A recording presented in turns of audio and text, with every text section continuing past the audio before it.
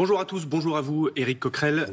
Bienvenue dans les 4V. On commence bien sûr avec l'actualité de la nuit. Cet attentat terroriste hier soir dans une salle de concert à Moscou. Bilan terrible, au moins 60 morts et plus d'une centaine de blessés. Un attentat revendiqué très vite par le groupe État islamique.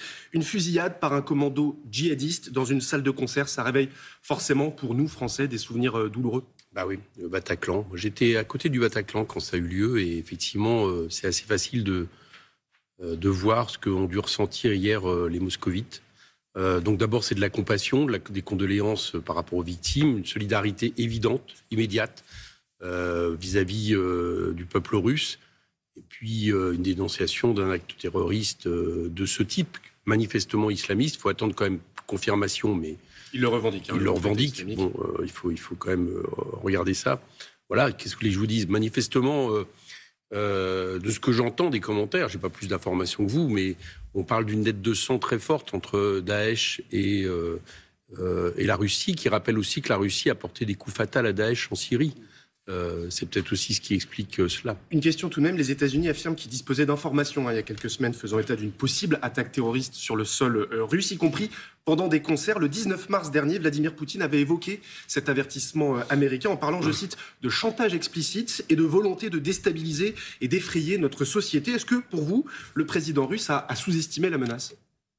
Écoutez, très franchement, j'en sais rien. J'ai pas les informations pour... j'ai lu, comme vous, que les Américains les avaient prévenus. Bon, vous savez, la menace, après, c'est facile de dire qu'on va les sous-estimer une fois qu'elle a eu lieu. On n'imagine pas forcément que l'État islamique, dont on sait qu'il n'a plus la force, et heureusement qu'il avait, lorsqu'il avait une dimension étatique, territoriale derrière lui, on n'imagine peut-être pas qu'il est encore capable de commettre de tels attentats. Bah voilà, il faut le savoir. J'ai pas envie de commenter sur des informations que je n'ai pas, en fait. Alors, l'actualité internationale, Éric Coquerel, c'est aussi ce début de tournant, peut-être, vous allez nous le dire. Pour la première fois hier, les États-Unis, principal allié d'Israël, ont déposé une résolution à l'ONU pour appeler un cessez-le-feu face à la situation humanitaire désastreuse sur place. Résolution rejetée hier, sans surprise, à cause des vétos russes et chinois. Mais est-ce que vous, à la France Insoumise, et vous, Éric Coquerel, vous saluez ce changement de position américain ? Je salue l'évolution. Il était temps. Maintenant, manifestement, les Russes et les Chinois ont refusé de la voter parce qu'ils estiment qu'elle va pas assez loin. Parce que ils ont raison ou pas ? Non, attends, ils estiment. Moi, je regarde. Je pense qu'il y a un peu Je pense qu'ils estiment que c'est pas aux Américains qui ont tant tardé de se mettre au centre du jeu sur cette affaire. Et les Américains, je vous rappelle que l'appel, c'était pas un appel justement, ils n'exigeaient pas, ils ne demandaient pas. Un projet de résolution. C'était la nécessité d'un cessez-le-feu. Moi, je suis très content qu'il y ait déjà le mot cessez-le-feu. Et moi, ce que je dis maintenant, c'est que c'est à la France de jouer. Je pense que la France a une carte à jouer. Voilà, je sais que le président de la République a annoncé que la France allait déposer une résolution. Il faut que la France trouve le texte qui soit à même, justement, de rassembler tout le Conseil de sécurité. Pour vous, les Américains ne sont pas allés assez loin dans cette résolution, c'est ça ? Ils parlaient d'une résolution hypocrite, les Russes, hier. Et quand dans la situation où on est, où il y a un génocide en cours, 32 000 morts... Génocide, vous assumez le mot ? Oui, j'assume, comme la Cour de justice internationale a parlé de menaces... Pas consensus, mais la Cour de justice internationale, excusez-moi, qui est la plus haute instance, a parlé de risque de génocide. C'était fin janvier. Depuis, il y a 5 000 morts de plus, et il y a la volonté affirmée par M. Netanyahou de expulser les Palestiniens de Gaza. Si les Palestiniens sont expulsés de Gaza, plus des dizaines de milliers de morts, c'est dans la définition de l'ONU, c'est un génocide. Donc je l'assume. Il y a un génocide en cours actuellement vis-à-vis du peuple palestinien, notamment gazaouite. Le moins qu'on puisse dire, c'est qu'il faut peut-être aller plus loin qu'il serait nécessaire que... On sait que les Américains ont les clés. Si les Américains, par exemple, et d'ailleurs aussi les Français, ce que je réclame, cessent du jour au lendemain de fournir des armes à Israël, il n'y a plus de génocide en cours. Donc ils ont les clés. Je pense qu'il faut qu'ils aillent plus loin dans la formulation. Mais moi, je trouve ça bien que ça soit à la France, justement, peut-être, d'avoir les solutions, Emmanuel Macron l'a annoncé, il y aura un nouveau vote lundi au Conseil de sécurité de l'ONU. J'espère qu'ils vont trouver le texte qui sera à même de rassembler le Conseil de sécurité de l'ONU. J'espère aussi que les Russes ne nous renverront pas, j'allais dire peut-être une balle dans les faits qu'ils estiment qu'on est de plus en plus belligérants sur le conflit avec l'Ukraine. Je pense qu'on l'a fait de manière imprudente. Mais bon, j'ai quand même confiance à la France de jouer et je trouve ça très bien que ce soit nous qui soyons dans cette position. Allons-y maintenant donc sur l'actualité française. Vous êtes, on l'a dit, le président de la Commission des finances à l'Assemblée nationale. Ça tombe bien, opération 20 milliards, on pourrait l'appeler comme ça, lancée cette semaine par le gouvernement. 20 milliards d'euros d'économies à trouver d'ici l'an prochain. Est-ce que déjà sur le principe, vous partagez l'objectif d'Emmanuel Macron de trouver 20 milliards face à la situation de nos comptes publics qui se dégradent et notamment les déficits publics? Non. Pourquoi? C'est pas un problème, la dette, le déficit? Si, c'est un problème gigantesque, la dette. Moi, je pense que le problème principal dans notre pays, la dette principale, c'est la dette écologique. Parce que ça, on peut en mourir.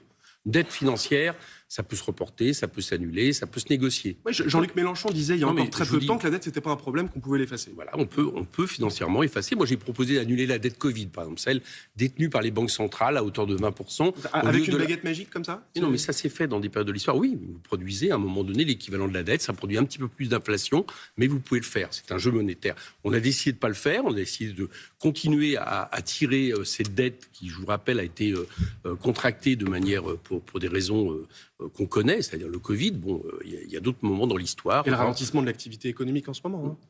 La dette Covid, c'était pour le Covid. Alors maintenant, parlons clair. Moi, je pense que la dette, on en fait trop. Je pense qu'on est encore capable d'assumer une dette qu'on gonfle en plus parce qu'il faudrait la comparer en pourcentage de PIB et non pas en chiffres bruts, en pourcentage du PIB. En 2027, elle sera allée de 2,3, 2,4%. Aujourd'hui, elle est à 1,9. Donc, c'est pas inassumable. Mais même, admettons même que ça soit un objectif. Aujourd'hui, pourquoi la dette a été créée? Parce qu'on a baissé les recettes de l'État. On a baissé les recettes de l'État à hauteur à peu près de 60 milliards par an depuis que M. Macron est élu. Ce n'est pas les dépenses. Les dépenses ont augmenté finalement assez peu par rapport à ça. Comment on les trouve, ces 20 milliards? Justement, la question, c'est peut-être plutôt de se tourner vers les recettes, et notamment les cadeaux fiscaux qu'on a fait aux plus riches. Vous appelez à augmenter les impôts? Donc, je vais vous donner les solutions, et il se trouve que ces solutions ont été majoritaires dans ma commission lorsqu'on a pu voter lors de la dernière loi de finances. Vous vous rappelez qu'on n'a pas pu aller jusqu'au bout parce qu'il y a le 49.3, mais il y avait des gens de la majorité qui l'ont voté avec nous. On a voté, par exemple, une taxe exceptionnelle sur les superdividendes. Alors vous avez des alliés depuis hier, vous avez vu, ça a rapporté 15 milliards d'euros. Voilà.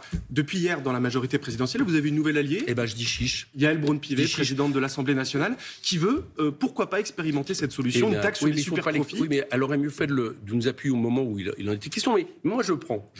Si on peut enfin... Nous, on pense qu'elle ne doit pas être exceptionnelle. On pense qu'il faut rattraper l'argent qui a été donné aux revenus du capital de manière trop importante depuis des années. Mais si elle est exceptionnelle, si on peut trouver une majorité là-dessus, moi je dis chiche. Tout ça est préférable au fait d'attaquer les prestations sociales, de baisser les dépenses publiques. Et vous savez, pour deux raisons. Non seulement parce que ça produit des inégalités, ça produit un manque pour nos concitoyens, mais figurez-vous, quand vous êtes en période de récession économique, si vous baissez les dépenses publiques, vous augmentez ce risque de récession. Vous connaissez la réponse du président de la République et de Bruno Le Maire. Les hausses d'impôts, c'est niet. Ils disent que ça risque de faire fuir les grands capitaux, faire fuir les grandes entreprises à l'étranger. Oui, ils ont dit non aux hausses d'impôts déjà. Ah ouais. C'est circulé, il n'y a plus rien à voir? Oui, on doit raconter. Écoutez, cette année, c'est 140 milliards de bénéfices au CAC 40, la moitié versée en dividendes. Dividendes, c'est ce que c'est ce qui n'est pas investi dans l'économie, mais qui accumule la richesse de quelques-uns. Donc moi, je pense qu'on peut très bien en prendre un peu, d'accord? Moi, j'avais proposé un plan à la Première ministre qui permettait de réduire des niches fiscales, de réduire une partie du crédit impôt recherche, des aides aux entreprises en contrepartie, plus ces taxes exceptionnelles, ça équivalait à 43 milliards. Je préfère qu'on aille le prendre là, plutôt que dans les poches de nos concitoyens, parce que quand vous baissez les dépenses publiques, quelque part, vous prenez dans nos poches. Et moi, je suis prêt à en débattre avec Bruno Le Maire, puisqu'il avance des choses. Voilà, si vous voulez organiser un débat, l'appel est lancé projet contre projet, ça sera assez intéressant. Alors, en parlant de débat, il y a les européennes qui arrivent dans moins de 3 mois. On va finir là-dessus. Tous les sondages montrent que votre candidate, Manon Aubry, est un peu larguée, si vous me permettez l'expression, dans les sondages. 7%, loin derrière, notamment le Rassemblement national. Raphaël Glucksmann, lui, est 3e. C'est lui le nouvel homme fort à gauche pour le Parti socialiste? Alors, reprenez toute l'histoire des sondages des européennes, y compris à certains moments, ça a été à notre détriment. Les sondages du départ ne sont pas les résultats de la fin. Voilà, tout simplement parce que c'est souvent sur des marges assez réduites que c'est fait, selon aussi la manière dont les médias promeuvent. Comment vous jugez la percée de Raphaël Glucksmann dans les sondages, pour terminer? Je pense qu'il est largement promu par les médias qui seraient assez intéressés, enfin les médias, pas le système politico-médiatique, qui serait assez intéressé à ce qu'un candidat qui était anti-NUPES soit le premier à gauche pour enterrer définitivement l'espoir qui a été celle de la NUPES. Contre la France insoumise, je n'ai pas parlé de complot. Je pense que je pense qu'on a aussi un système qui n'est pas neutre, si vous voulez mon avis. Vous savez qu'il est détenu par quelques milliardaires. Vous avez vu qu'une partie d'ailleurs de ces médias ont été rachetés il n'y a pas longtemps. Et quand la Provence fait une vis-à-vis du chef de l'État qui ne plaît pas aux financiers de ce média, eh bien on leur tape sur les doigts. Et donc, une grève est en cours à la rédaction de la Provence. Je vous affirme effectivement qu'il n'y a pas de neutralité politique et que manifestement ça intéresse plus de promouvoir M. Glucksmann que de promouvoir la liste et les filles. Ça vous appartient. Merci beaucoup Éric Coquerel, président de la Commission des finances à l'Assemblée.